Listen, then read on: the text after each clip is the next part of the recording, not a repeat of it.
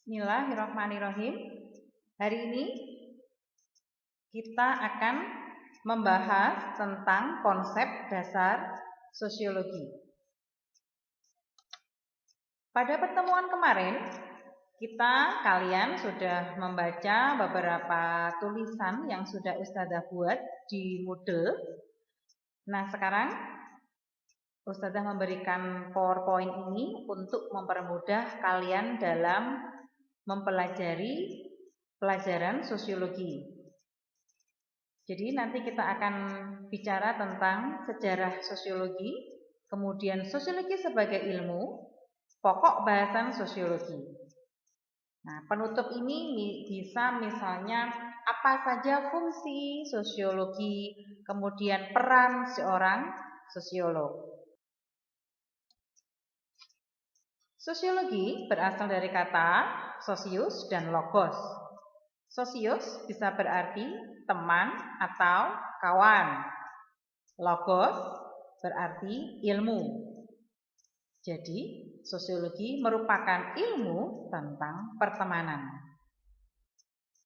Nah, coba kalian membayangkan, apakah teman kalian berjumlah hanya 1, 2, 5, atau 10? Oke, karena teman kita itu banyak, mungkin kita hampir tidak pernah bisa menghitungnya. Akhirnya, nah di sini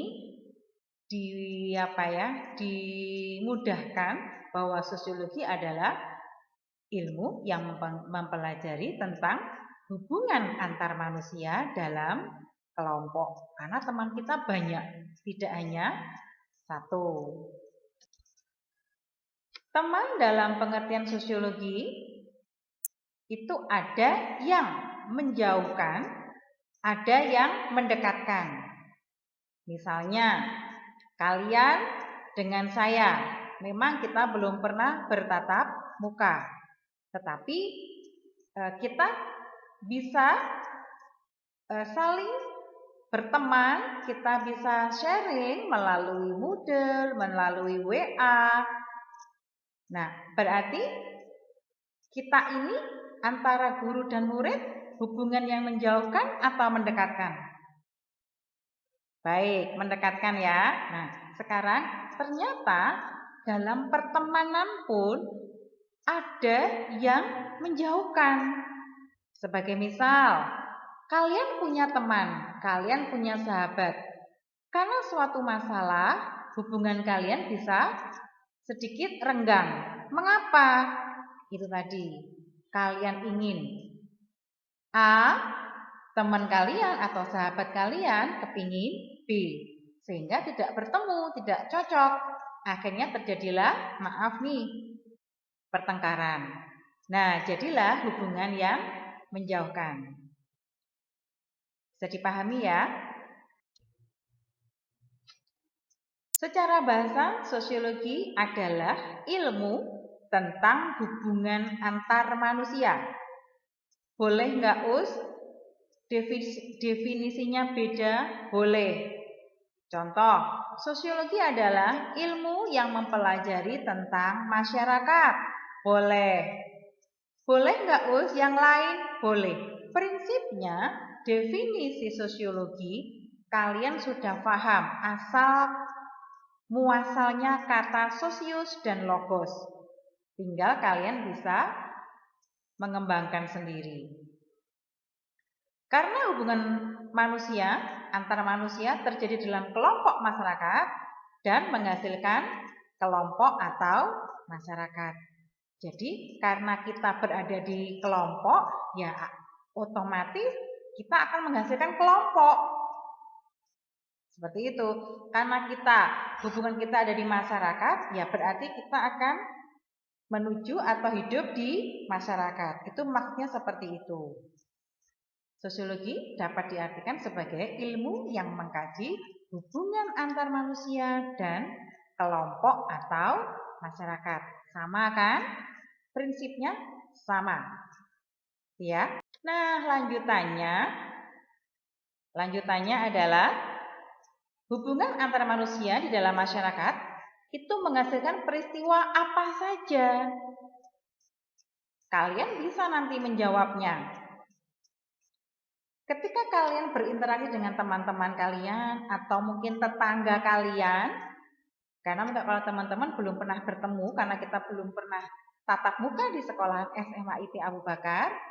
Nah, ketika kalian berinteraksi dengan orang lain di kelompok kalian misalnya atau di dalam masyarakat akan menghasilkan peristiwa apa saja?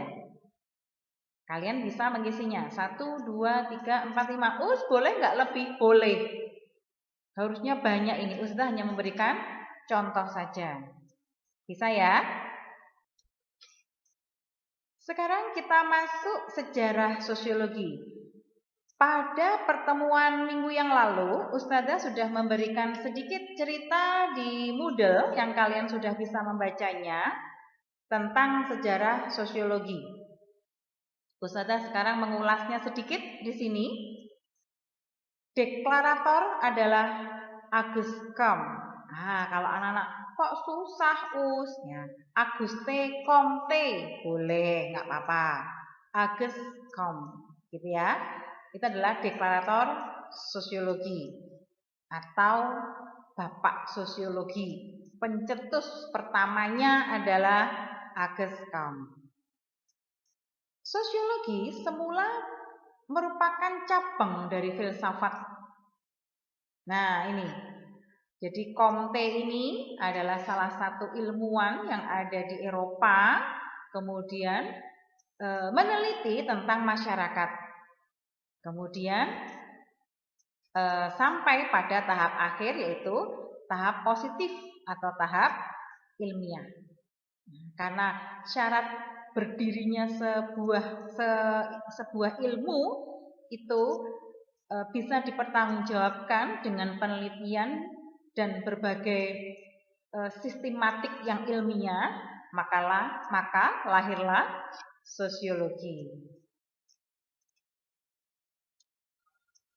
Masih ingat tadi Auguste Comte tahun berapa menemukan atau mendeklarasikan sosiologi?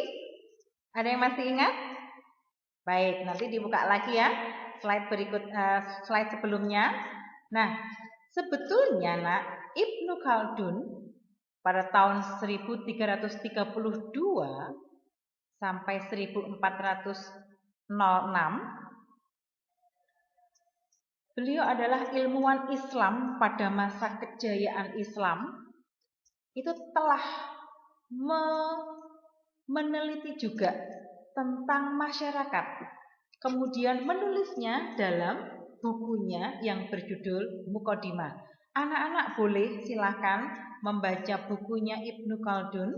Silahkan bisa googling, kemudian bisa membaca dari literatur yang lain, silahkan. Sebagai wacana tambahan untuk kalian, ternyata jauh sebelum Auguste Comte itu menemukan atau mendeklarasikan sosiologi, sudah ada ilmuwan Islam yang jauh lebih dulu meneliti tentang masyarakat, yaitu Ibnu Khaldun. Ustazah memberikan gambaran saja, anak-anak tidak perlu menghafalkan, waduh kok banyak banget, tidak perlu. Ini hanya untuk pengetahuan kalian saja.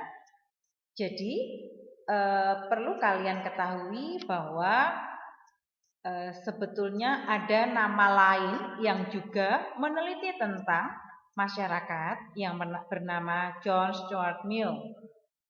Nah, John Stuart Mill ini mengusulkan ilmu yang mempelajari masyarakat itu disebut etologi.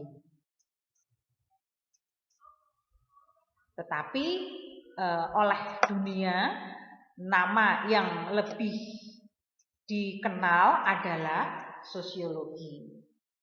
Ini hanya untuk sekedar pengetahuan saja.